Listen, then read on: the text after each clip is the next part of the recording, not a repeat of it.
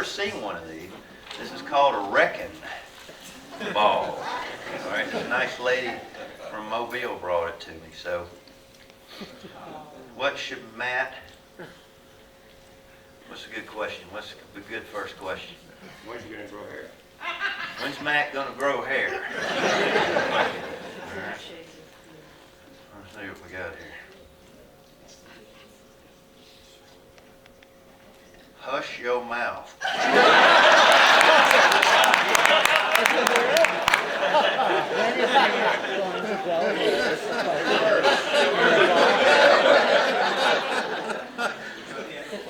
That's the end of the lecture. We'd like to thank everybody for coming by. Did I ever tell you the Masons really don't exist anyway, so. Turn up the volume a little bit. All right. Is John back there? Could you, Mark, when you say, who said that? Is it too low? You serious? I'm serious. All right. Can you ask John to boost the volume? Thank you. Oh, Mr. Lamar says, ain't no way. Anybody else? Right here. All right, so what's been happening with old Matt? Now, you are probably going to set the record for the youngest visitor I ever had, but I'm going to count that baby in my statistics. I want you to know. I got, are these seats open right here beside y'all? All right, if you come down here, y'all, how many you got? 4? I got 3. You might have to, yeah. 2 down here.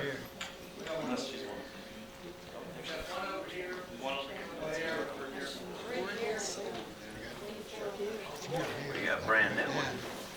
Oh. How old is he? 7 months or 6, 7 something months? like that. They won't even take me out of the house. You know, it's really weird how you revert back to childhood or babies.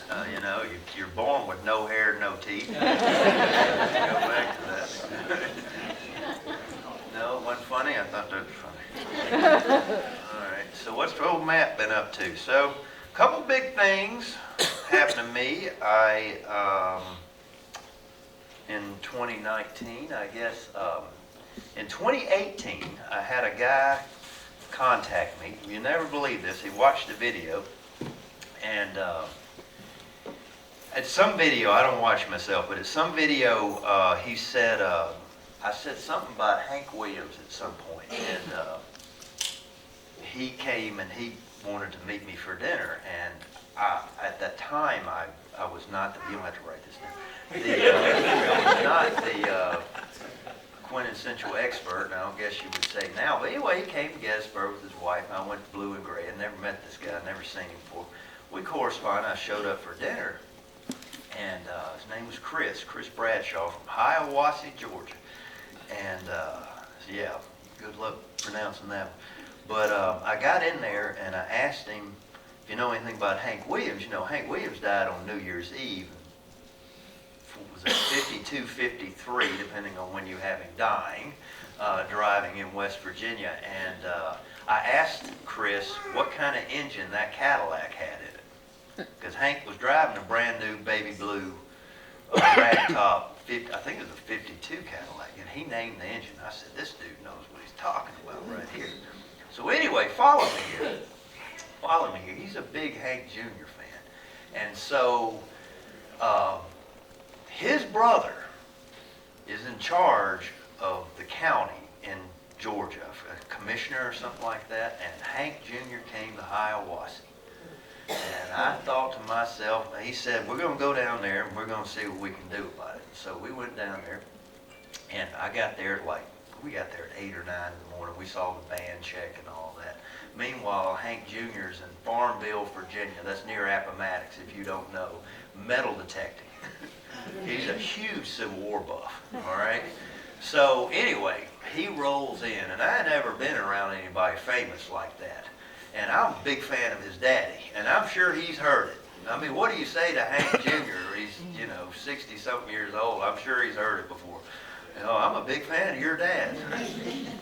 So anyway, the guy got me in the line, the meet and greet, where you pay all that money for 30 seconds with him. And so I got at the tail end because I was free. So we got up at the end. He's shaking picture, and then just rolling on out. And the band starts thumping in the background. I'm backstage or whatever. And I get up to him, and so what do you say to him? I said, Mr. I came up to him. I said, what do you call him? I said, Mr. Williams. I said, my name's Matt Atkinson. I'm from Gettysburg, Pennsylvania, and I work at the military park. He had a lot of concerts. And he goes, what? He goes, where? Gettysburg. He starts talking about his Confederate ancestor. I think that's what he was talking about. I mean, he's holding my hand. And I had a picture, but I didn't. I just finished the program like literally 20 minutes ago, so before I came in here. So we didn't have time to put the slide on here. But he starts telling me about his Confederate ancestor. And he was wounded at Gettysburg on Little Round Top, and he went home, lost an arm and a leg, went home, fathered all these children. I think that's what he was telling me. Anyway, he got around to it, and he said he was in the 6th Alabama. Now, you Gettysburg buffs ought to know that the 6th Alabama wasn't on Little Round Top. What you Gettysburg buffs failed to realize, though, is that when you're dealing with Hank Williams Jr., the son of the legendary Hank Williams, he wants the 6th Alabama on Little Round Top. All he needs to do is call. I get him up there. Whatever he wants to do. All right, that was a highlight, man. I couldn't even go to sleep that night. Thinking about in March, I got to go back to Alabama for black powder training down at Armistead. We have a weekend off. It's a 2-week training. I'm thinking about going and chasing his daddy's ghost around Alabama, like his birthplace and the church and all that. There's apparently a hot dog stand in Montgomery that he liked too. So all this trivia that you have, and if you fast forward. Could somebody back there, Al, because you're the only one I can see, make out? Well, hang on a minute.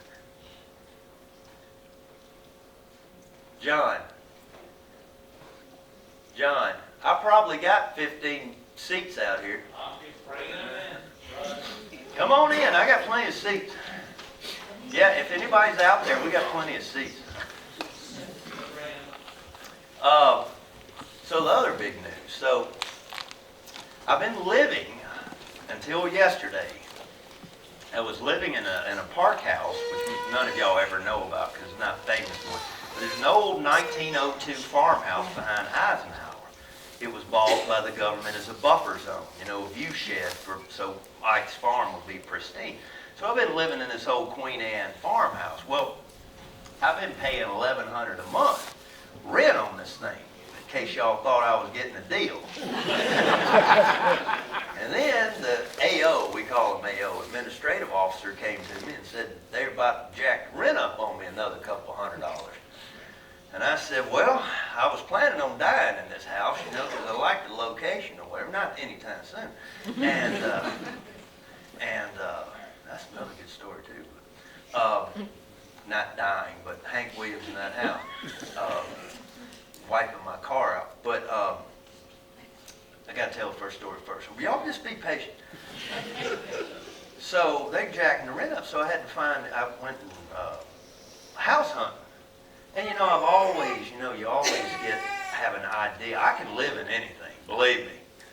I can live in anything. And have lived in anything. You haven't lived until you move into an attic apartment with one of those old feet bathtubs, and they've converted it with one of those cheap circle shower curtains that you have to step into, that you can't move in and out. If you stick an elbow this way, it juts out of the curtain right there. Now that's living. So anyway, I was looking at. I almost bought a house in Fairfield, where the kids go to school, but I ran across. Right before I pulled the trigger on, I ran across this house in Cashtown.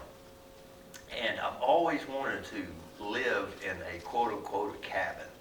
And I finally found this darn thing. All right, and we moved up to the top, And, well, that ain't, but my hand's still sore from buying this thing. If you've ever bought a house, you know what that joke is right there. But I moved to the top, and I want you to know that my old 2002 Honda Accord will take that mountain just fine. I sure am glad I didn't buy a better car for it, though, to say the least. But anyway, the best thing about it is the old park house. This is the small things in life you people fail to appreciate because you've already got it. But my kids and I were sitting in there. Christmas Day is the first day they came over. And my kids and I were standing there. And I got twin girls, if you didn't know. And one of my girls said, Dad, I got to go to the bathroom. And you know, when you got twins, everything comes in twos. And the other one goes, I got to go too. But she always goes first. I said, ladies. I call them ladies. I said, ladies, what's the problem here? We got more than one bathroom. Now that's luxury. Thank you. More than one bathroom right there. Is it time? Overtime? Am I late again? That's the small things right there. First thing I did when I moved in there, I was looking at those bedrooms and I was thinking to myself, yeah, I'll park them girls right behind me. I have a hard time sneaking in and out. Or my back bedroom floor squeaks too. I don't think I'm going to fix it.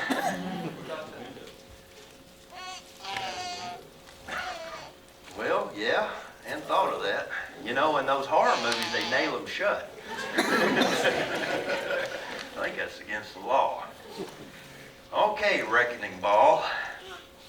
Am I going to have an easy time with my twin girls when they reach the teenage years? Don't need the ball for that. Oh!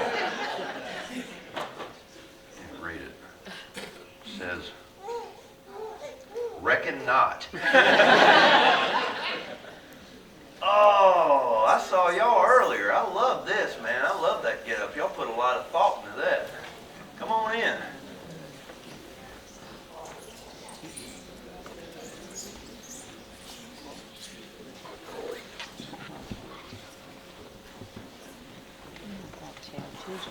So who you portraying? What generals are you? Robert Lee. And then I'm Grant. Who's Grant? Back here. Really? I got a Grant Lee story, because I got a story for everything. And I got a Gettysburg related story. So I'm in the Mexican place over on Buford Avenue with the ubiquitous red sauce. And I walk in there and I'm rounding the corner, I'm going to the bathroom, and lo and behold, there's General Grant and there's General Lee eating. And I was in a hurry, I was going to the bathroom, so I blew on past them. I was coming back by, I had more time. And I said, I didn't know you boys like tacos. And without missing a beat, General Grant picks up this taco he's got in his hand. He looks at me sideways and he goes, learn to like him in the Mexican War.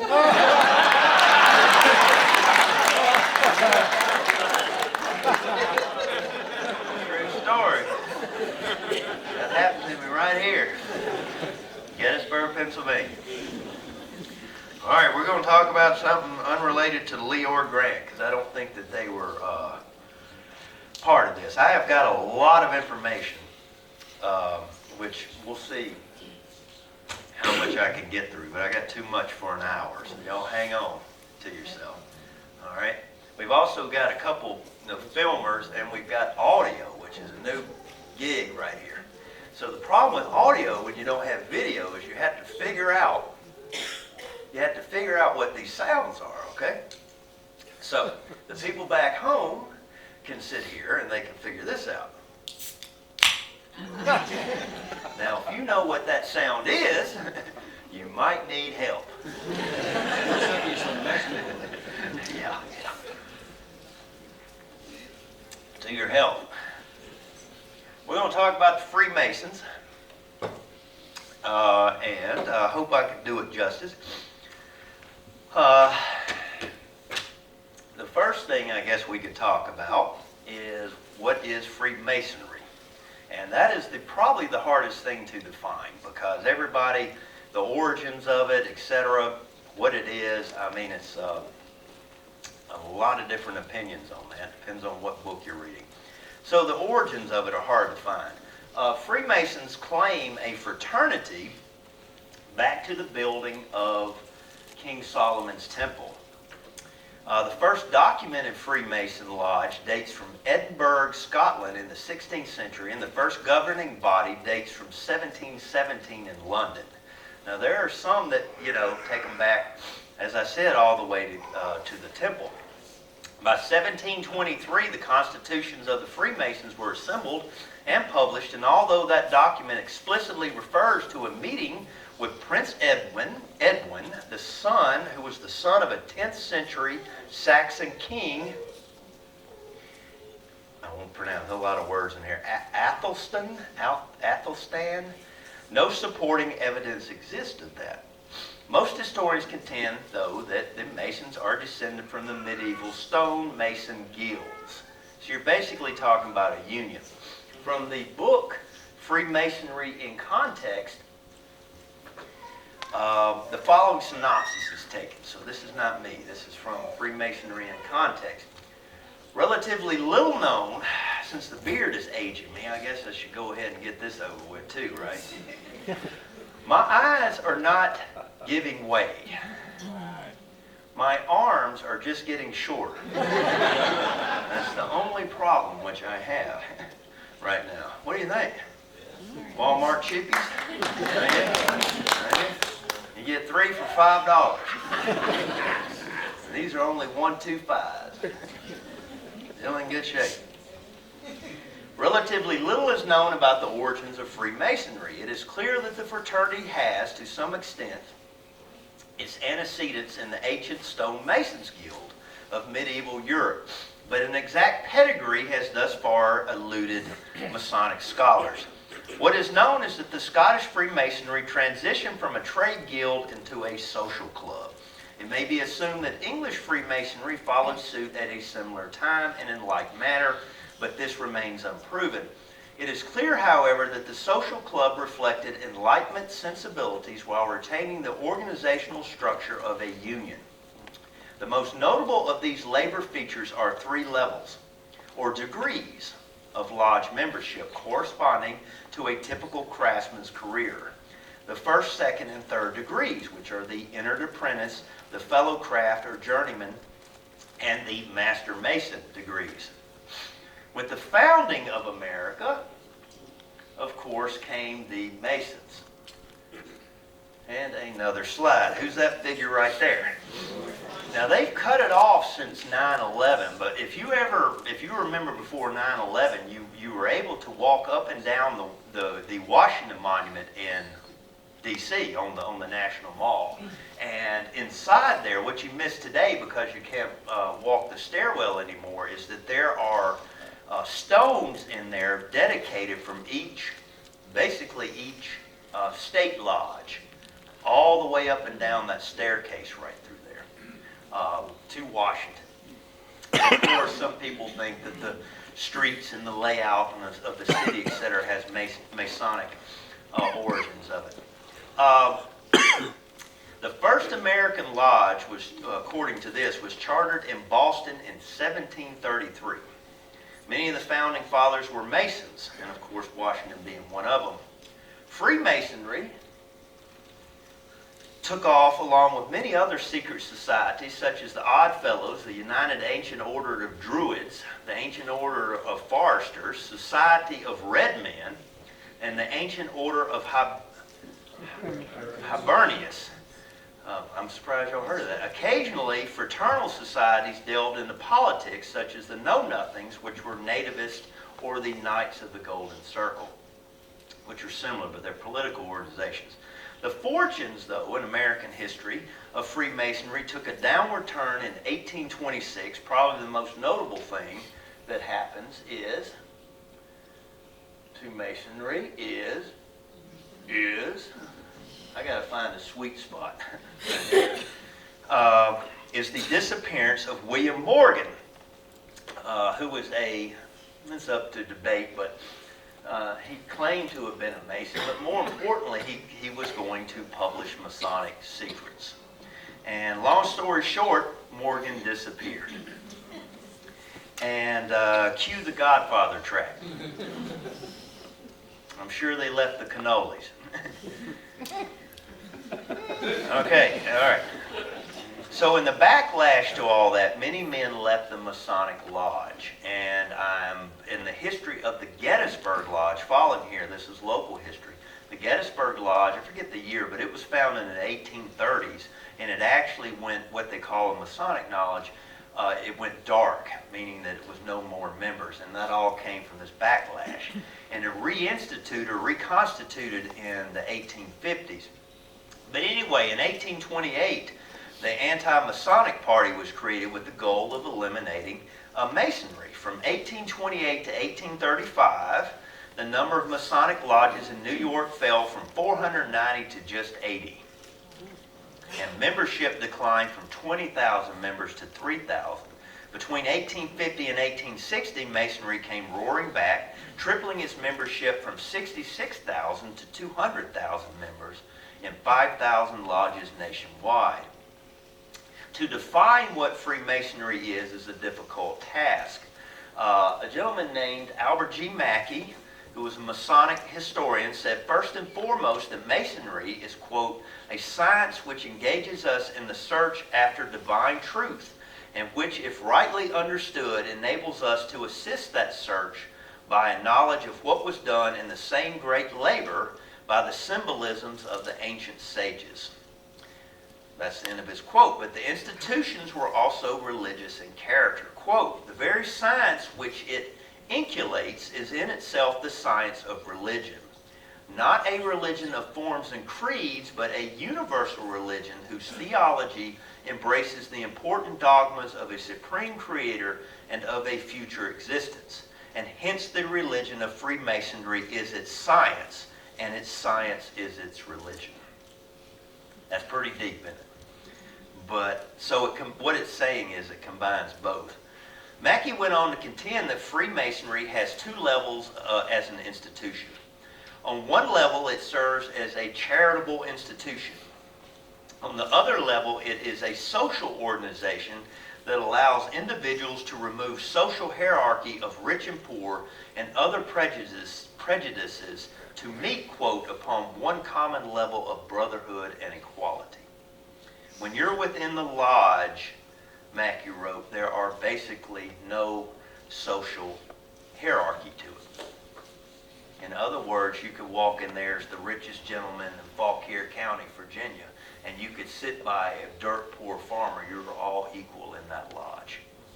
And that goes back to the Enlightenment principles and so forth back in the day.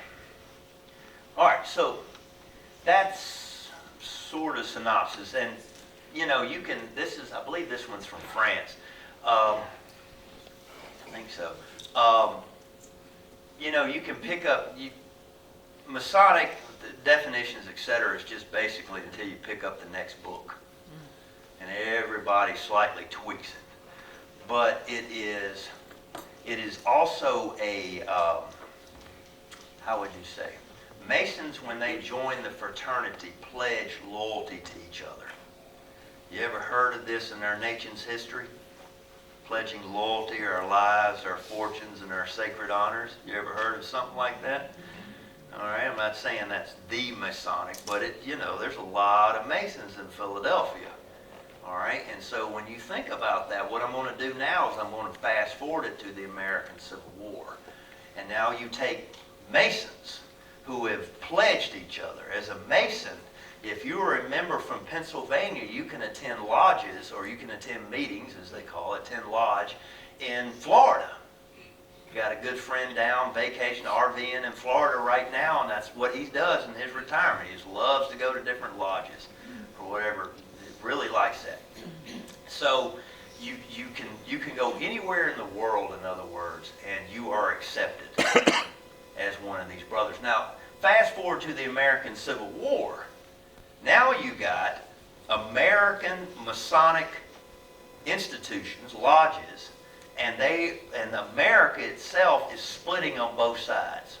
How do you reconcile the promise or oaths you've given to your brothers in order to, support them, etc., and kill them on the other hand? This was a huge debate among the Masons. The Masonic Lodge of Tennessee wrote Pennsylvania, for instance. You can find that letter online. And they said, what are we going to do here, guys? And the huge lengthy correspondence going back and forth between them. But war is war. And so they grappled with that. Now, the Battle of Gettysburg. One more thing about the Masonic tradition. The symbolism of Masonry, the biggest, the most well-known symbol besides the big G, which I already showed you, is the apron. And basically the apron symbolizes a Mason and his office or his level. It's probably the greatest symbol of Masonic tradition. When the fraternity was founded, the early Masons adopted the tools and traditions of the stonemasons, and among them were the protective aprons. The apron serves to remind the Mason of his commitment to uphold the values of the craft. Now that's how my first story is the reason I'm telling you all this, because it is related to an apron and the Battle of Gettysburg. All right? In the May 5th, 1909 issue of the Gettysburg Compiler, which is a local newspaper, you look really good in that uniform. Anybody ever tell you that? No. No one ever told you that, General Grant? Have you shook General Slocum's hand in front of you? No? Right there. In the May 5th, 1909 Gettysburg Compiler, the following story appeared about the loss and retrieval of a Masonic apron. After the fight of July 2nd, John Kunkel found the apron, a Masonic apron, lying among some rocks on Culp's Hill. I don't have an exact spot. And yes, I wanted to trace this down more, but I just hit dead ends. Kunkel secured the apron and on April 12, 1863, dutifully handed it over to the Perseverance Lodge of Harrisburg, Pennsylvania. For years, the apron hung on the walls of the lodge until finally being removed and placed in a drawer with several other artifacts. The apron remained in obscurity, if you can imagine this, until March of 1908, when a Dr. John Rannick, I believe, the worshipful master, that's the head guy of the Perseverance Lodge, happened across it while cleaning out the cabinet. Upon closer examination, the doctor discovered the name E.L. Fonda stenciled on a portion of the apron. The burning question for Dr. Rannick was Fonda still alive? His first inquiry went to the manufacturer of the apron, and they did, since they had an address. No, was the response. The doctor next wrote to the Adjutant General in Washington and received a negative response. 2 letters written to the Secretary of War produced information that an E.L. Fonda from New York had enlisted in August 11th of 1862. The doctor then solicited any information on Fonda from the Adjutant General of New York and the Grand Lodge of New York to no avail, and finally the War Department suggested contacting the Pension Department. And from this finally came the information that E.L. Fonda resided in, some of y'all have to help me, Waterbleak, New York. You've been there? Yes, I had a friend that lived there. Dr. Rannick dispatched 4 letters to Fonda to no avail. Let me just go ahead and tell you, when a Mason sends you a letter and you don't respond, they get really uptight about that. All right? They really get uptight about that. The 5th letter, the doctor, quote, made very strong and insisted upon a reply. Finally, on March 17, 1909, a letter arrived from Averill Park, New York, bearing a reply from Fonda. And part of it says this: I enlisted in the 14th New York, that's the 14th United States Infantry, in 1862, and we were assigned to the Army of the Potomac. The apron I had with me stored in my knapsack. On May 1st, our regiment was transferred across the Rappahannock River to join the rest of the Army. This was my knapsack. I did not miss it until in the midst of the fighting hours later, and I never expected to recover it. I took part in the Battle of Gettysburg, Fonda said, and where you say it was found. Our regiment was stationed at Little Round Top. Remember the regulars, you Gettysburg buffs will remember that. And he goes on to state that basically he thanks him. What had happened, and the enduring mystery right here, is he loses the apron at the Battle of Chancellorsville. Now obviously if you know your Civil War history, the Union loses the Battle of Chancellorsville. And subsequently some rebel, who I suppose was a Mason, I could not find that out obviously, but I don't know why he would have kept it otherwise, to tote all that weight around, pick that apron up. And at some point that rebel at some place was shot on Culp's Hill. And that apron, when they were pilfering through that stuff, or maybe it was just laying on the ground, that apron came back to light. Now, is that not a small world to have that apron physically carried all the way from Virginia and retrieved again in Gettysburg, Pennsylvania? So they got him his apron back. Who's this gentleman? I hadn't seen that picture of Chamberlain, so that's the reason I put it up there for you. If you're listening to audio right now, you'll have to pay the extra $2.99 a month in order to see the picture of Chamberlain and the picture of Barksdale. The first thing I thought about that thing was, how in the heck did he ever eat? Thank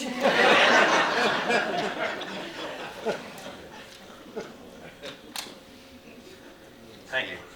Thank you very much. Now, perhaps no other person personifies Gettysburg to today's average visitor. All right, so don't start writing me letters about how he doesn't do anything for you anymore. Cast as the main character in the book Killer Angels and brought to life by actor Jeff Daniels, in the subsequent movie Gettysburg, Chamberlain and his 20th Maine Regiment have surpassed the original hero of Little Round Top, who was Gouverneur K. Warren. Now, Chamberlain, a lot of you know the Chamberlain story, and it's a pretty in-depth story, but Chamberlain was a professor at Bowdoin. My God, my first tour on Little Round Top. Did I ever tell you this story? My first tour on Little Round Top, I said Bowdoin. I'm dating myself because Bobby Bowden was still coaching down Florida State. Bowden. You know, I thought, and this would only happen to Matt. Guess who was on the tour? An alumnus. I thought that dude was going to come out of his skin. Bowden.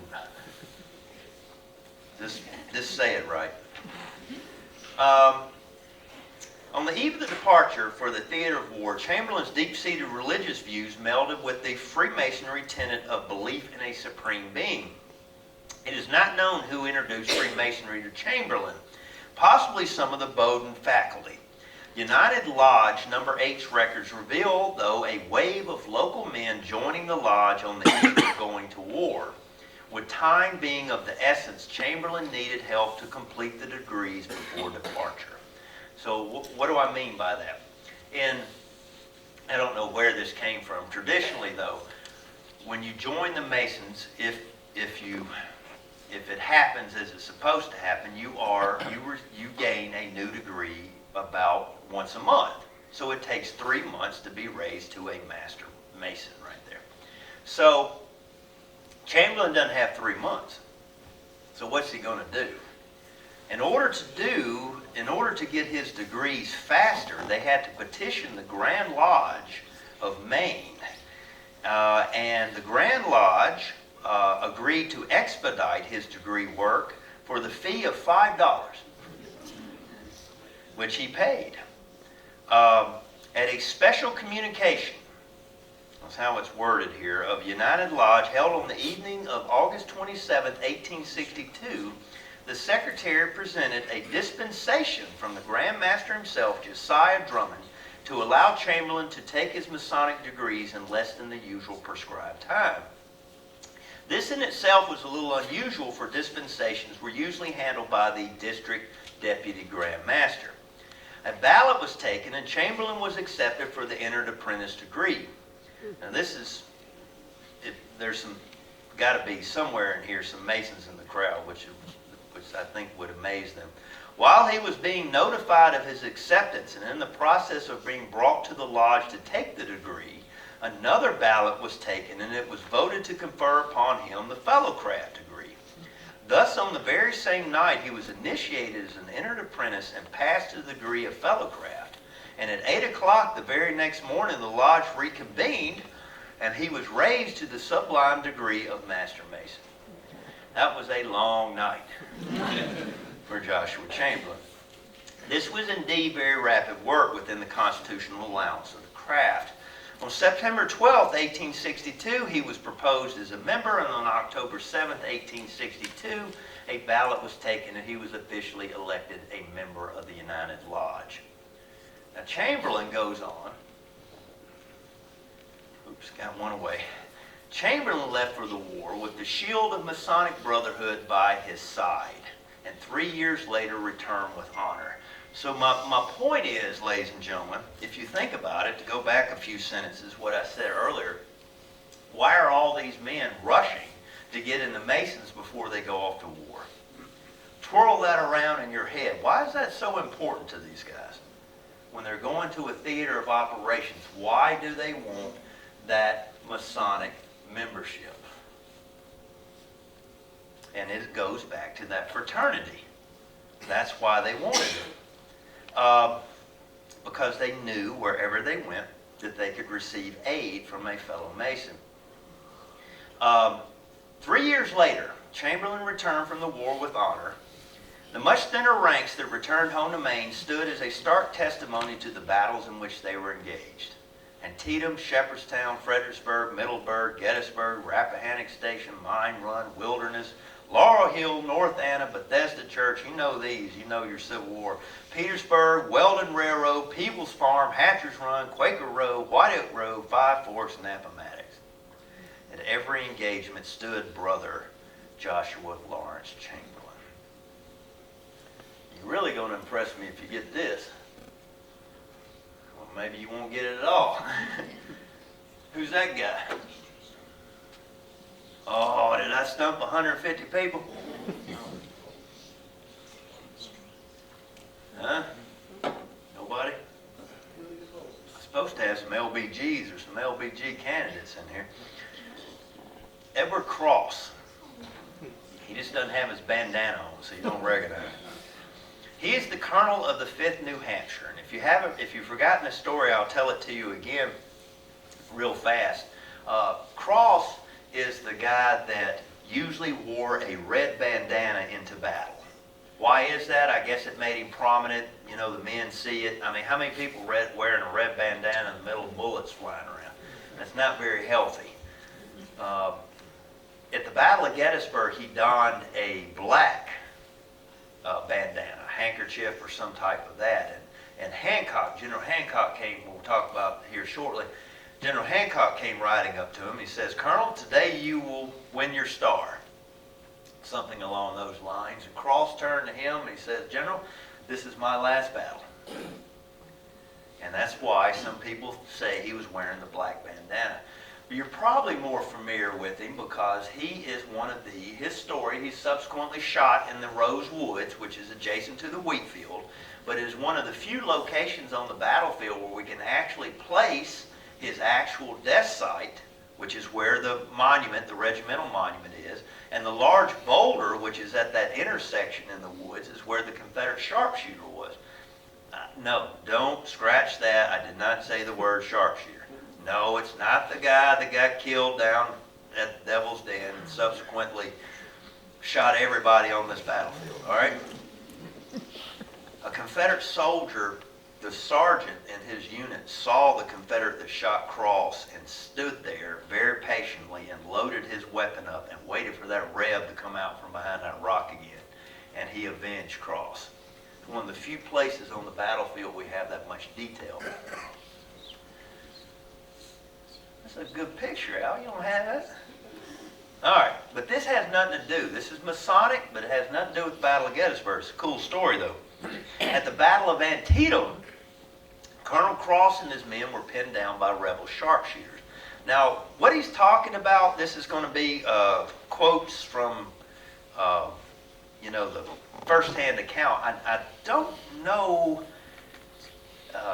you'll hear the story. I don't know exactly what they're talking about in some of this, alluding to, I should say. But nevertheless, maybe somebody in the crowd will.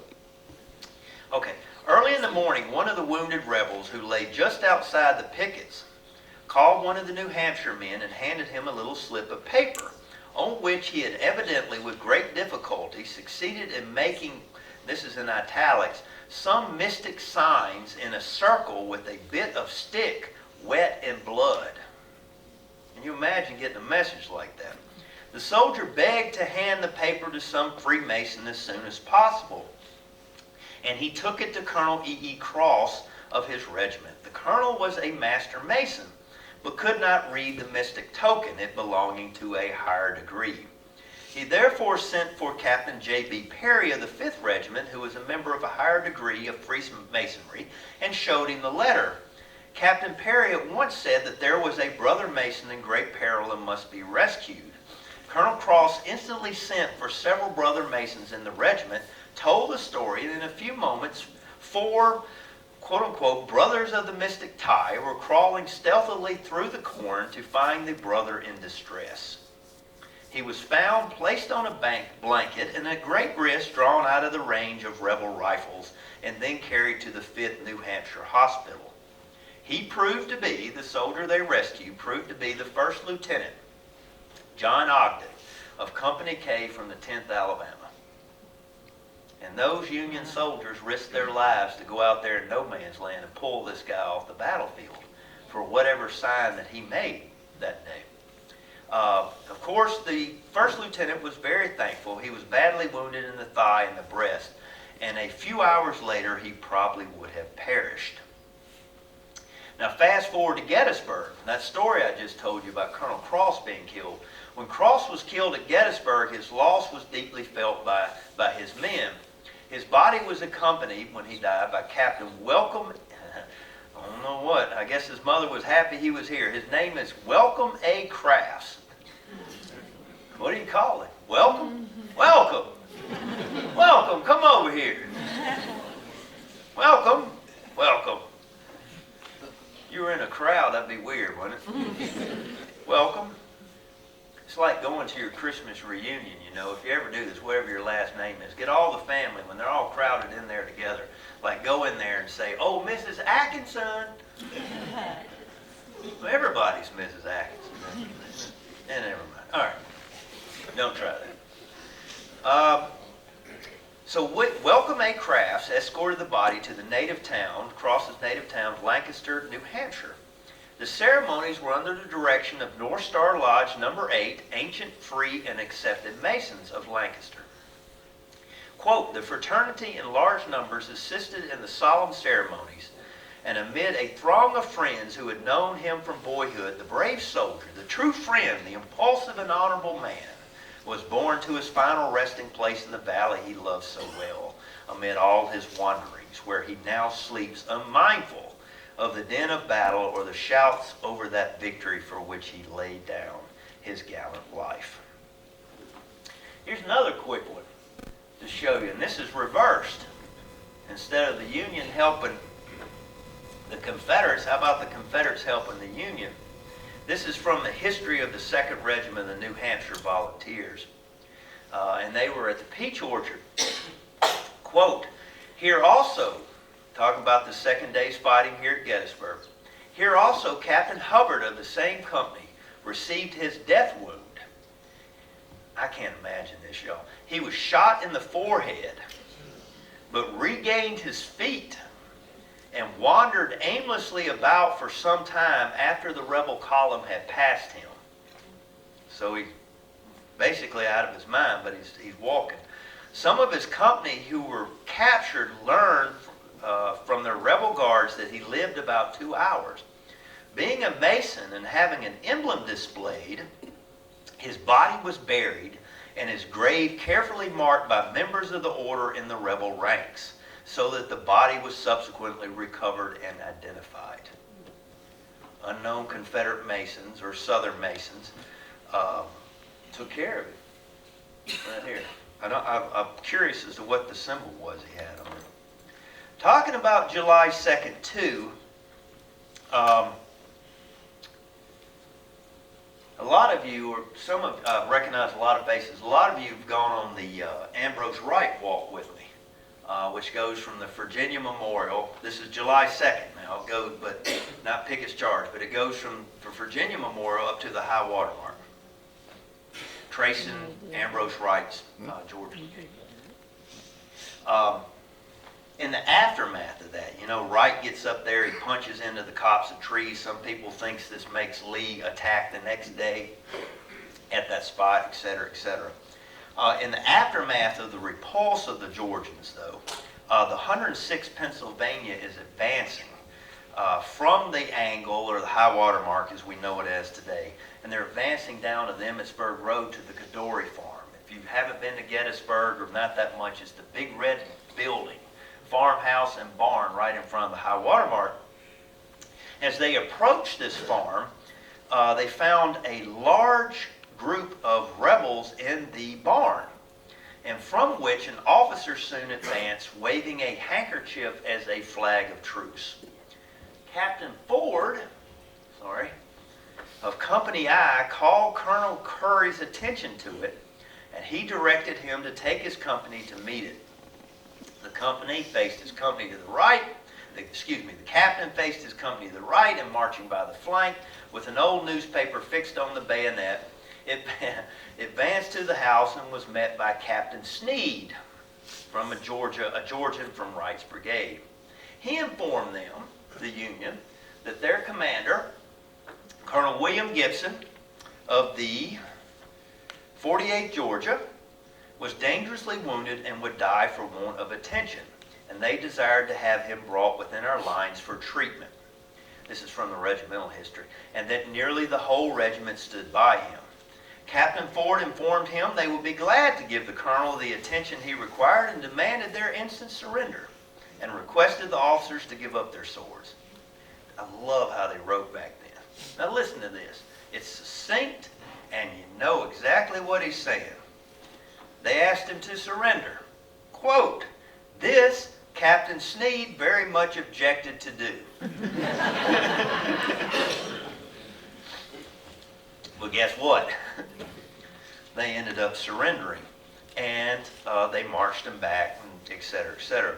But the point of all this is that apparently Captain Ford and Colonel Gibson were Masons. And what most people have, Gettysburg buffs have never read, is that Gibson actually wrote Ford, oh, I didn't know that, how you like that, wrote him a letter thanking him for saving his life, right here.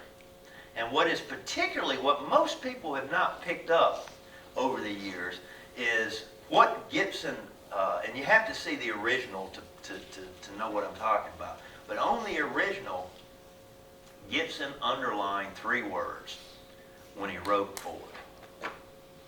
Now, why would he do that? Right there.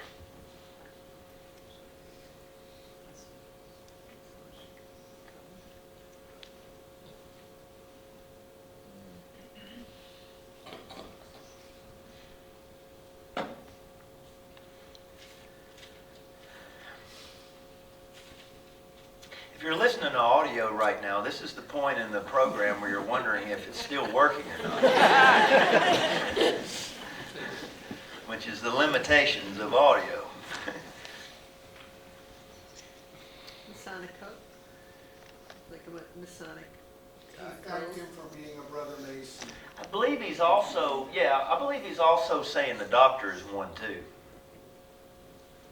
What I think he's saying. But he's identifying himself, yeah.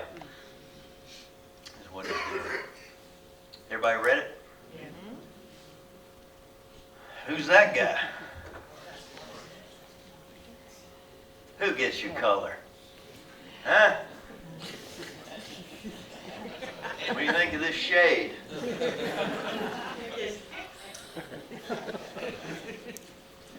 Now the last two, I'm going to spend my most time on Barksdale and Armistead because they're probably our two most famous Masonic connections here on this battlefield.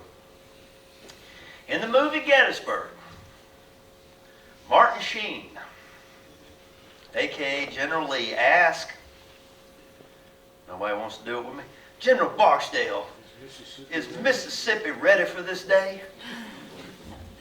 Mississippi's ready, replied actor Lester Kinsolving. Bet you didn't know that. Yeah. This apocryphal scene has haunted the writer of this article, which would be me, a Mississippi native for 2 decades of service at the battlefields. Visitors have periodically asked said author, who is now speaking to you at said time, if he's ready. And you know, most of the time, said author is not. On July 2nd, the real William Barksdale was quite ready for battle. In fact, his whole life had prepared him for this moment. His grandfather, Nathaniel B. Barksdale, fought in the American Revolution before moving west to Tennessee in 1808. His father, William, had fought in the War of 1812, where he fought the bloody British at the town of New Orleans. Oh, I'm going to connect the dots for you. You don't think I can do this, but I can do this right here. All right, follow me here. Okay. New Orleans, Barksdale, etc. Who sang the Battle of New Orleans? Johnny Horton, right? Follow me here. Hank Williams. Follow me, I'm going to connect the dots here for you. It's 3 steps from Hank, all right? Hank Williams' first wife was Audrey. He connected to the bloody Battle of New Orleans, right there. The song right there. And I just came up with that off the top of my head. That's probably my proudest moment of this whole program right here.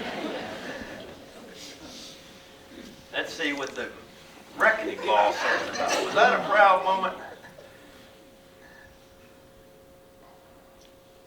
Get it up here.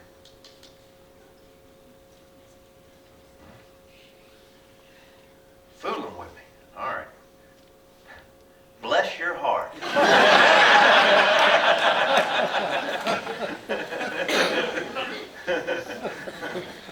You want to try it? That also won't make any sense on audio. All right, Mississippi's elector sending her newly adopted son, remember he's born in Tennessee, to the United States House of Representatives in 1853. At some point, William Barksdale also became a member of Columbus Lodge 3%. The slavery debate, I know I'm stretching it out, but this incident is so connected with Barksdale, and I've had so many questions about it over the years. It's not Masonic related, but it's such a good story. I have to tell this one. The slavery debate in the House of Representatives led to many heated arguments, and fisticuffs, and duels on the floor. And Barksdale stood right in the middle of many of them. The most famous fight occurred in the early morning hours of February 6, 1858, when pro-secessionist Lawrence Keat, a friend of Barksdale, and abolitionist Galatia Grow of Pennsylvania squared off. In one account, Wisconsin Representative John, how come they don't make politicians like this? Wisconsin Representative John Bowie Knife Potter. Let's get Bowie Knife on the 6 o'clock news. you go down there and give him the amendment? In this account, Potter grabbed Barksdale by the head to shockingly discover the Mississippian wore a toupee. "Hooray, boys, I've got his scalp," shouted Potter. And the floor erupted in laughter. The New York Times, however, reported that Cadwallader Washburn, you gotta love that mother, Cadwallader Washburn actually snatched the toupee while rushing to the defense of his brother Elihu. All right, here's an actual quote from New York Times. "Horrible to relate, Mr. Barksdale's wig came off in Cadwallader's left hand, and his right fist expended itself with tremendous force against the resisting air. This ludicrous incident unquestionably did much toward restoring good nature subsequently. And its effect was heightened not a little by the fact that in the excitement of the occasion, Barksdale restored his wig wrong side foremost." Regardless of which account is correct, the Hirsute affair has followed Barksdale to the present day. If you notice, I got a pointer here. There he is. There's Cassier's sketch. Now, come on, that was a good story. People hard to entertain. Y'all don't straighten up, I'm going to keep y'all past kickoff. As the war clouds gathered on the horizon, Barksdale stated, "Never have I desired a dissolution of the Union." That's hard for me to believe. However, the sectional, quote, "the sectional and hostile platform of the Republicans in the election of Lincoln made Barksdale view the U.S. government as no longer representing his people. When Mississippi exercised her right to self-determination on January 9, 1861, Barksdale resigned 3 days later. March of 61, he's a quartermaster general in the State Army of Mississippi before receiving a colonel's commission in the 13th Infantry in the regular Confederate Army. His subsequent performance during the 7 Days campaign led to his promotion to brigade command. At Gettysburg, with the charge imminent, Barksdale summoned his regimental commanders to give them final instructions. "The line must be broken," he said. "To do so, let every officer and man animate his comrades by his personal presence in the front line." The order to go forward came shortly thereafter, and Barksdale rode down the line. Every time I drive through that intersection right there at the Mississippi Monument, I think about that. If I had a time machine, I'd love to see Barksdale come at the end of that brigade, and he came riding down through. He had a sort of a light-colored horse, and he had longer hair. Now, some people think he grew it out or whatever, but I think he had transitioned from the toupee, and he'd actually grown a comb over. And so, you know, in the middle of battle, who cares about a comb over? So his comb over had come back, and so that's why he's got. That's just my theory on it. Nothing wrong with comb over. Got one myself. So anyway, he comes riding down through there, and this long white hair is flowing from behind. He's got his hat in his head, and his men are just looking at him. He's getting them pumped up. I always want to see that moment. Barksdale shouted, "Attention, Mississippians, battalions, forward!" Raising the old rebel yell, Barksdale's men surged ahead, and Union artillery tore gaping holes in the ranks, but nothing stopped the momentum. Nearing the peach orchard,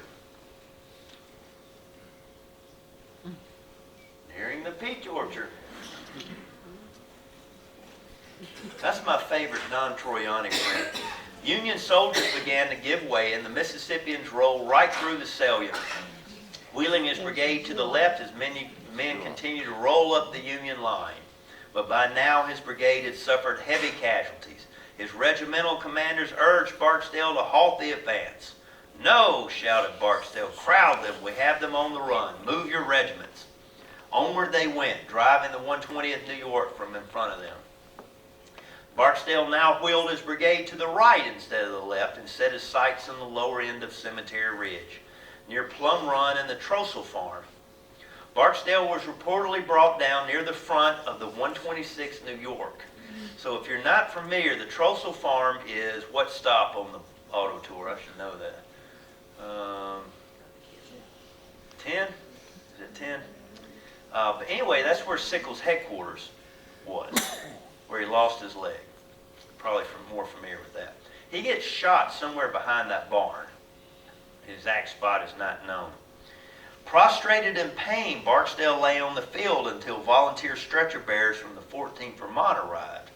Finding the general in great pain, David Parker, Union soldier, placed Barksdale's head in his lap and administered coffee by the spoonful. In a letter to the family after the war, Parker recalled Barksdale being lucid when found. He knew his death was imminent, but the stout heart was not ready to yield. And Parker, I don't know if I had lost a loved one like this, if I want to know this, but Parker wrote the widow a very long account of what Barksdale was saying to him. And in part it says, "Oh, my wife," Barksdale said, "it will be hard for her. Tell her that my last words were words of love to her, but my boys, oh, it seems that I cannot leave them. Their loss they will not fully comprehend. They need a father. Many times have I thought and planned for their future, and oh, I love them. So to leave them is the hardest struggle I ever knew. But tell them all that I died like a brave man, that I led my men fearlessly in the fight." Talk about a tough dude. "I was wounded by a rifle ball in the left limb above the knee, but I led my men fearlessly in the fight. I was wounded by a rifle ball in the left limb above the knee, but I still led them on. Next, I was wounded by having my left foot took off, or nearly off, near the arch by a cannonball. Though I was weak from loss of blood, still I rode my horse and led my men in the fiercest of the charge that we broke the lines and drove our enemy. At the moment of success, I was pierced by a ball through the breast, knocked senseless from my horse, and left by my soldiers for dead. And tell them all my friends at home," he puts in parentheses, the following he repeated several times during the night, "that I never have regretted the steps I have taken. And although dying, I do not regret my steps now." Barksdale subsequently passed out from the pain. Stretcher bearers bore him to the Jacob Hummelbaugh farmstead, which still stands today. That's right across from the modern maintenance shed near the Pennsylvania Memorial. And there he came under the care of musician Robert Cassidy from the 14th Vermont and Dr. Alfred T. Hamilton, who is this gentleman right here, of the 148th Pennsylvania. 27, he's obviously not 27 there, but 27-year-old Hamilton had only recently joined the regiment in February. Hailing from Lewistown, Pennsylvania, he was a practitioner of the Hygienic Hydropathic School of Medicine and a competent doctor. Dr. Hamilton kept a diary during the war and later utilized it in the post-war years to recount Barksdale's final moments. "I attended General Barksdale of Mississippi." He goes on to detail his wounds, which I've already said. He asked, Barksdale that is, asked several times whether I considered his wound necessarily mortal. I told him I did.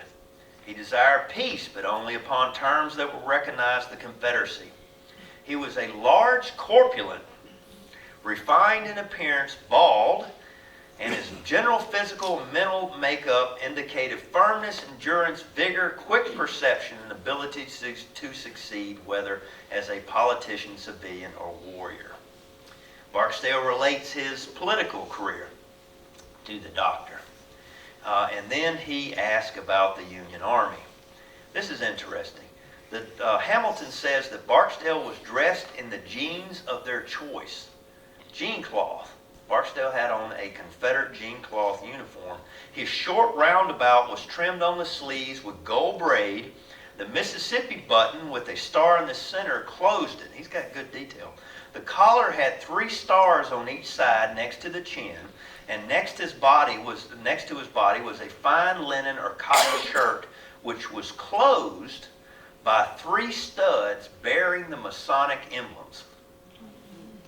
His pants had 2 stripes of gold braid, half an inch broad down each leg, and thus conditioned the politician and warrior was laid on the sacred soil of Pennsylvania to breathe his last. Now this is going to blow your mind here. What I couldn't determine before I move off this slide right here was whether Hamilton was a Mason. I don't know. I could not, rule it out or rule it in right here. But you will never believe, if this guy wasn't a Mason, you will never believe what he proceeded to keep out of everything. That's his shirt stud. That's Barksdale's shirt stud. And do you believe we have that in our collection here down in the basement? All right? And you know what else he kept? None of this has anything to do with the Masons right here. He also kept, well, maybe you won't be finding that one out. One of the bullets he extracted from Barksdale. Does it get any better? Huh? Yeah, let's take it out and play with it. Surgical kit he used. Field kit he used on Barksdale.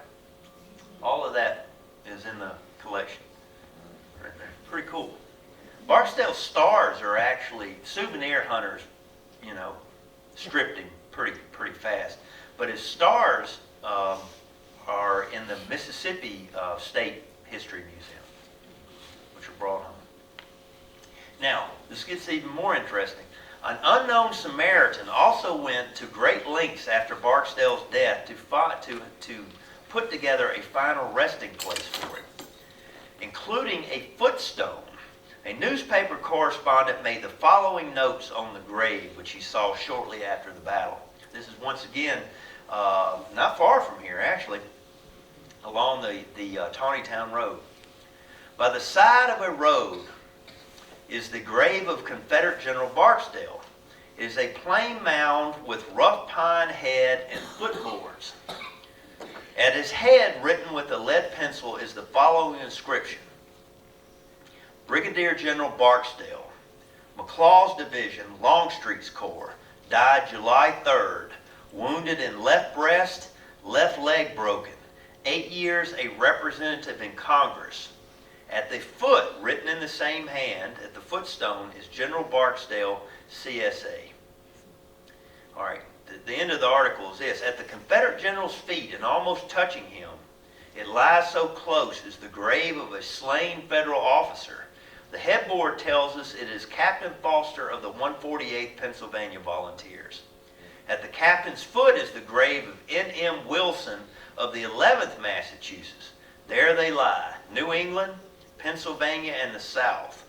Two of them bitter enemies during life, but sleeping their last sleep together on the soil of the other's native state. End of quote. Barksdale remained buried in Pennsylvania until January 1867. His nephew, Lieutenant Harris Barksdale, had the body exhumed and embalmed. I don't know why you'd have it embalmed, before starting the journey home to Mississippi. I'm sure that was a short process.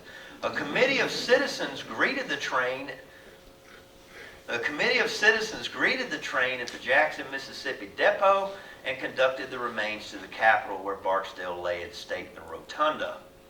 On January 10, 1868, sorry I couldn't get a clear picture of that, Barksdale's remains were laid to rest. Local Masons gathered at the Jackson Lodge prior to the funeral, and Colonel Harvey Washington Walter led the Masonic contingent and served as master of Masonic ceremonies when they buried Barksdale in his native state. Right there. So even, I have to think, now I can't prove or disprove, I have to think that some of the care that was taken of Barksdale as he's meeting Masons. Now I don't know, I doubt the doctor had time to go back there and dig a grave, but that doesn't mean other Masons were around and so forth. But you see, what I'm trying to drive home to you, do you see how war doesn't even break the bonds of fraternity? That's the big thing. Who's that guy? Yes. I've never heard of him. All right. No other soldier's fatal wounding at Gettysburg captures the public imagination like Lewis A. Armistead. It's done. However, the majority of the public do not know of Armistead's Masonic background and the influence that it had in the aftermath of Pickett's charge. A brief synopsis, but setting up Gettysburg, I think this is pertinent. During the 1850s, Armistead served primarily on the frontier at various garrisons: Missouri, Minnesota, Iowa, Kansas. The impending Civil War found Armistead as the post commander at New San Diego Barracks, California. Armistead had anxiously awaited the decision of his native state of Virginia, and when Virginia seceded, Armistead resigned his commission to date from May 26. Before leaving, Armistead went to Los Angeles to visit an old Army friend. That old Army friend's name was Winfield Scott Hancock, and Armistead had met Hancock earlier in 1844 while both men were stationed at Fort Towson, and the two became fast friends.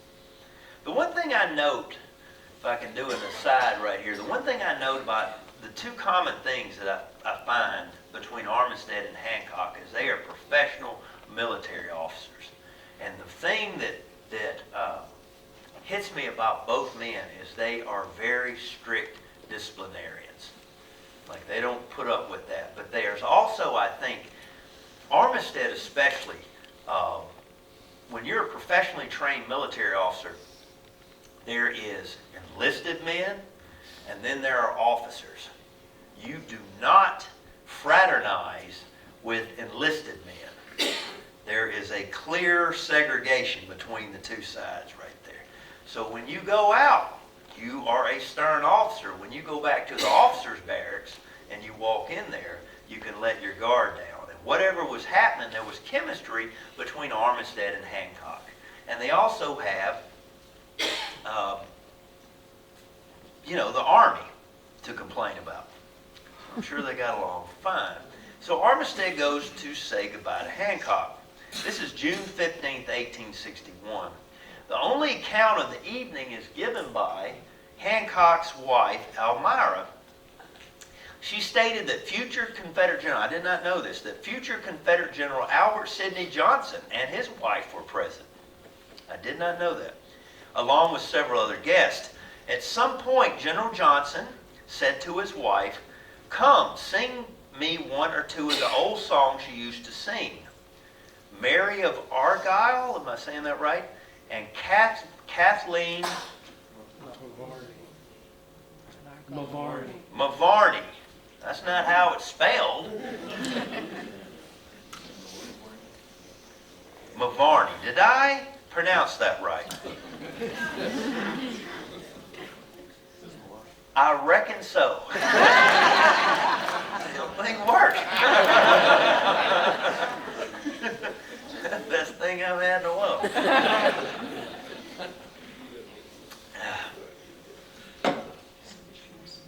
I tell you what, I could get a whole division to re-up my attack. 2 days rest with a case of Coke.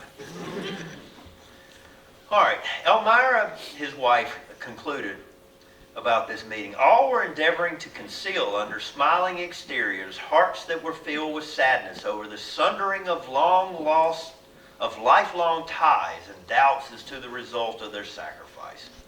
The most crushed of this party was Major Armistead, who with tears, which were contagious, streaming down his face and hands upon Mr. Hancock's shoulders, while looking him steadily in the eye, said, "Hancock, goodbye. You can never know what this has cost me, and I hope God will strike me dead if I am ever induced to leave my native soil should worse come to worse." Turning to me, he placed a small satchel in my hand, requesting that it should not be opened except in the event of his death, in which case the souvenirs it contained, with the exception of a little prayer book intended for me, and which I still possess, should be sent to his family. On the flyleaf of this book is the following prayer book: Lewis A. Armistead, trust in God and fear nothing. In September of '61, a few months later, Armistead is accepted a colonel's commission in command of the 57th Virginia. True Armistead fashion, he whipped it into a first-rate unit, drilling it constantly. Ironically, Armistead did not lead the 57th in any notable action before he was promoted to brigade commander. This was on April 1st, 1862. At Seven Pines, his first battle as brigade commander, his unit broke under the heavy Union artillery fire. All right, 1 month later, Armistead found himself in the unenviable position of leading off the assault against a strong Union position on Malvern Hill. Now, there was one Georgian, unrelated, I know he's a Virginian, but one Georgian said that Armistead during this battle was hiding behind a tree while the artillery fire was going on. He said he knew that Armistead was hiding behind the tree because he was hiding behind the tree with him. And that got to be the nickname of Armistead, you probably never heard of, Poplar General.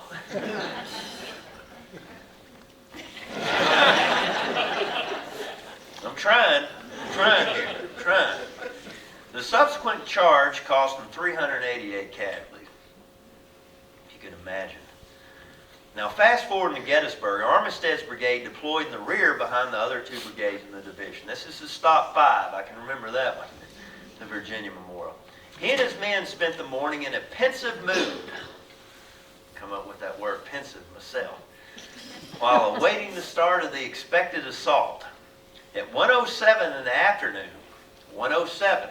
Now, Scott Hartwig told me this before he retired. Now, he'll deny it if you go ask him, but I swear to you, he came out and audited my program, and he told me, direct from his mouth, that it wasn't 148, and it wasn't 146. It was 147 Confederate cannon in that bombardment. And for the last 20 years, it's been 147 cannon every time I do that tour.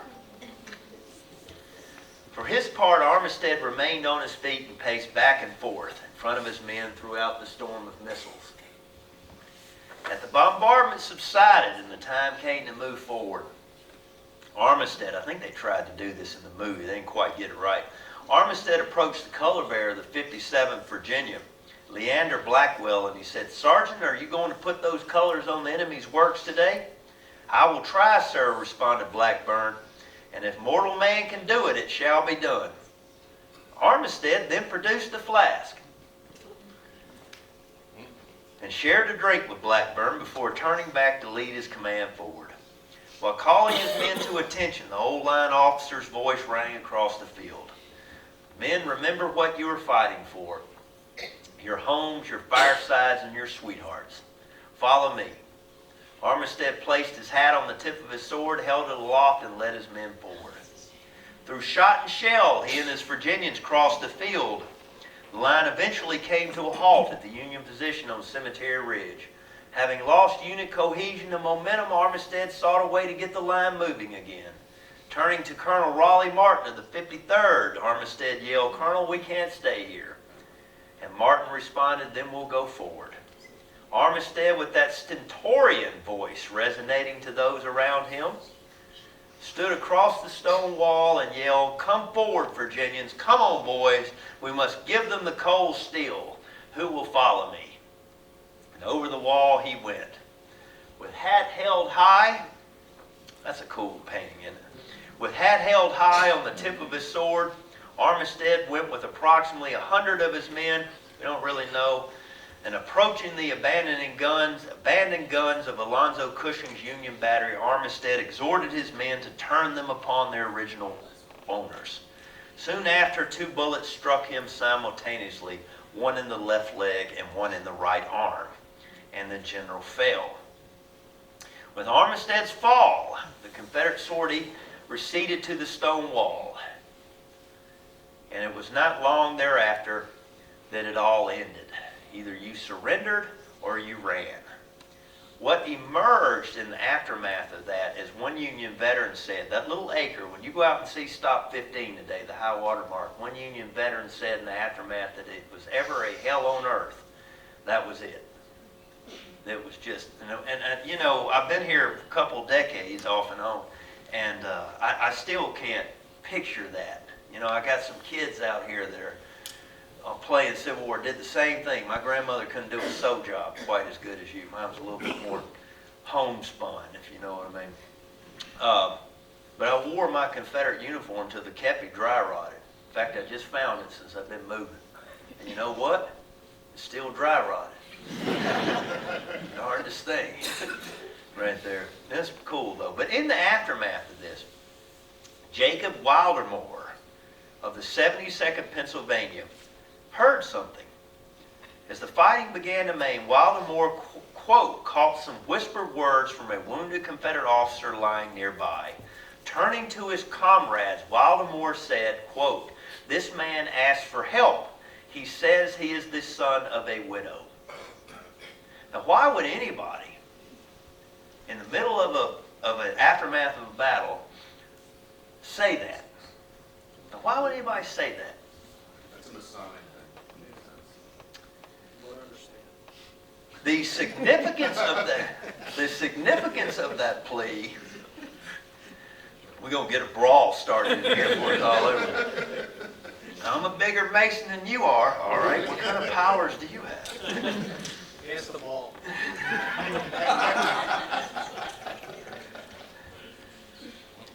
All right, quote, "The significance of that plea was not fully comprehended by Comrade Wildermore. He only understood that somewhere in the Southland, the dying officer had a widowed mother. Others who knew the import of calling for the help as the son of a widowed mother did, though. Soon soldiers from the 72nd Pennsylvania came running to Lieutenant Colonel Charles Baines, asking permission to carry a wounded rebel officer out of the battle. Quote, "He has called for help as the son of the widow," they reported. Baines instantly issued an order to carry him to an ambulance. The amount of attention Armistead received from the Masons should come as little surprise. Armistead joined the Masonic fraternity over 2 decades before the war. In 1839, he received his first degree from Hiram Lodge No. 21 in Winchester, Virginia.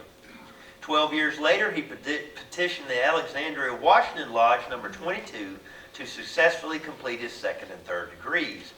In 1856, while serving at Fort Riley, Kansas, Armistead and several other Masons petitioned the Grand Lodge of Kansas.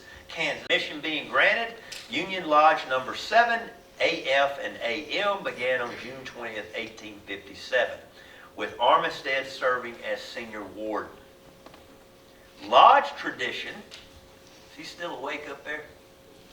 Is he? All right. Lodge tradition states, you listening, Mr. Lamar? Lodge tradition states that Armistead's wife served as Tyler on at least one occasion. That's sort of an officer in the thing, which is interesting. Now, although Union soldiers knew they were helping a fellow Mason and a high-ranking officer, Armistead apparently had not revealed his personal identity. For whatever reason, Union soldiers came to the conclusion that they didn't have Lewis Armistead, that they actually had James Longstreet. Most of you don't know this story, I don't think. And they thought that they now had Longstreet as a prisoner. On the Confederate side, British observer Arthur Freemantle witnessed a flag of truce in the aftermath coming to the lines. The bearer, quote, announced among other things that General Longstreet was wounded and a prisoner, but would be taken care of. An amused General Longstreet responded that he was extremely grateful, but that being neither wounded nor a prisoner, he was quite able to take care of himself. Meanwhile, on Cemetery Ridge, Union soldiers carried Armistead on a stretcher to get medical aid, and a large group of Union soldiers surrounding a rebel officer soon attracted the attention of Henry H. Bingham, who's the gentleman on the slide right here. As fate decreed, Captain Bingham served as on the staff of 2nd Corps Commander Winfield S. Hancock, who was a personal friend of Armistead. Bingham was steeped in Masonic tradition also. He was a member of the Chartiers Lodge No. 297 of Cannonsburg, am I saying that? Cannonsburg, Pennsylvania, and life member of the Union Lodge No. 121 in Philadelphia. In 1869, Bingham wrote Hancock his recollection of meeting Armistead. I met Armistead just under the crest of the hill, being carried to the rear by several privates. I ordered them back. They replied that they had with them an important prisoner and designated him as General Longstreet. By this time I saw from the ornaments on his dress that he was an officer of rank, and impressed with the importance of carefully attending to the security of a commander holding the rank of Longstreet, and observing the great suffering the prisoner was in, I dismounted from my horse and inquired of the prisoner his name. He replied, General Armistead of the Confederate Army. Observing that his suffering was very great, I said to him, General, I am Captain Bingham of General Hancock's staff, and if you have anything valuable in your possession which you desire taken care of, I will take care of it for you.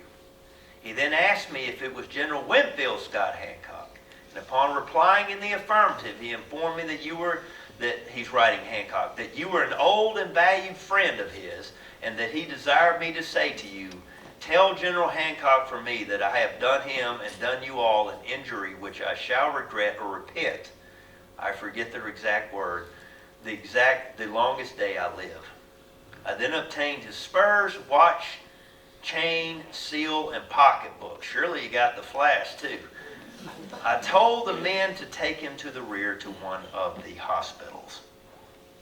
Interestingly, Bingham does not mention any exchange of Masonic greeting or distress with Armistead. But that doesn't mean that Armistead did not identify himself as a Mason. These old Masons some of them were a little bit more particular about this stuff than others. It could be a number of things.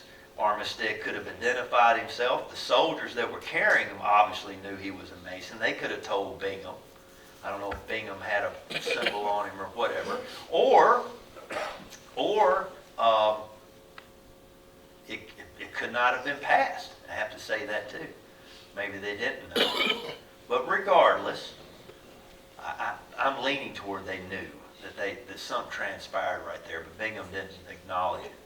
But above all, what is known is Bingham's a Mason, Armistead's a Mason, Hancock's a Mason. And you've got all this, and as you know, you Gettysburg buffs know, Hancock lies wounded a couple hundred yards down in the south, except Armistead didn't know that at the time. Now, all this combined, the fraternity, the Masonic fraternity, the officers' corps, and the fraternity that comes with that, everything combined, above all, Armistead had no problem handing over his personal possessions to a complete stranger. What does that tell you?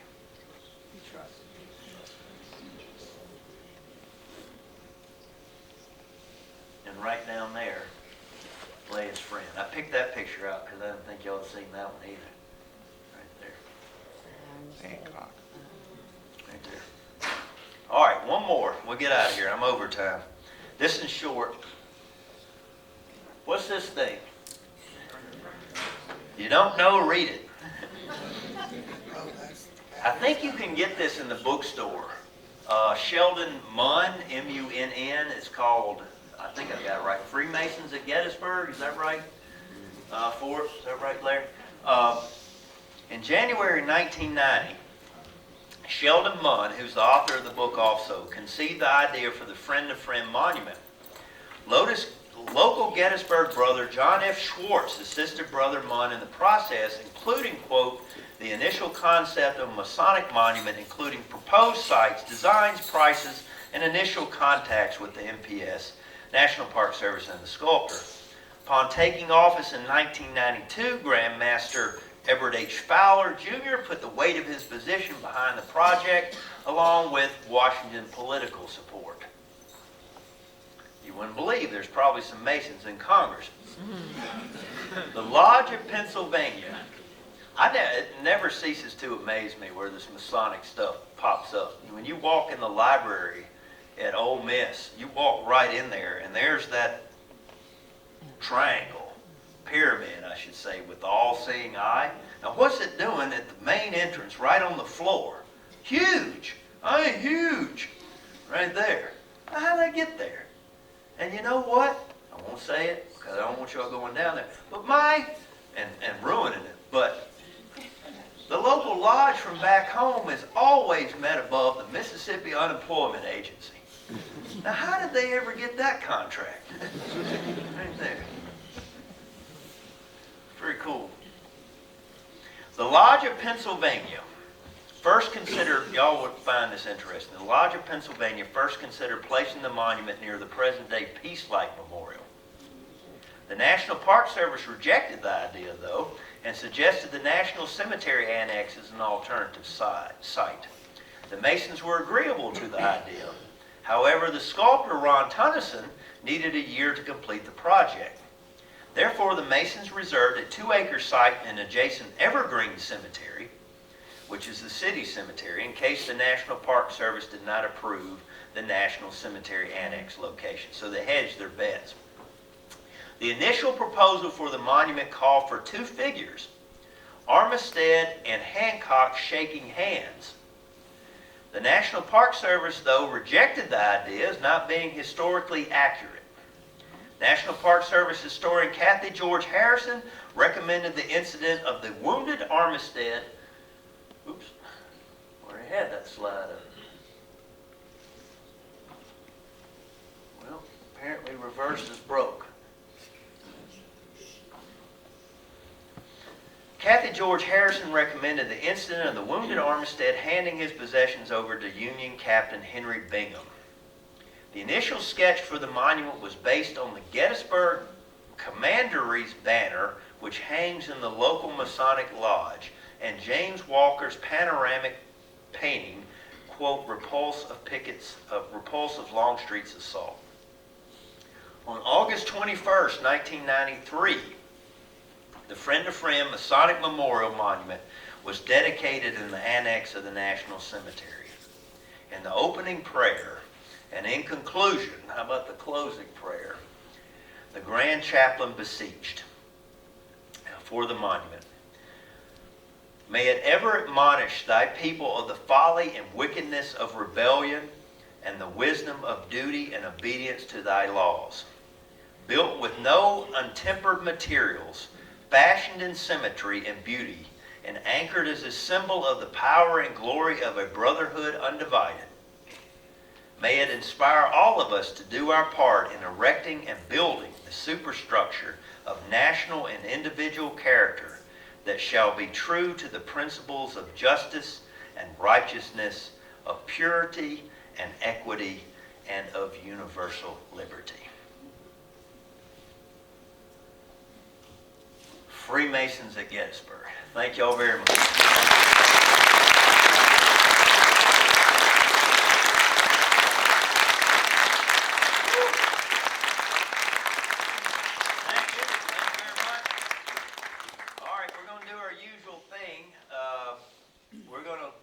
Give you 10, 15 minutes for y'all to get on out of here if you want to.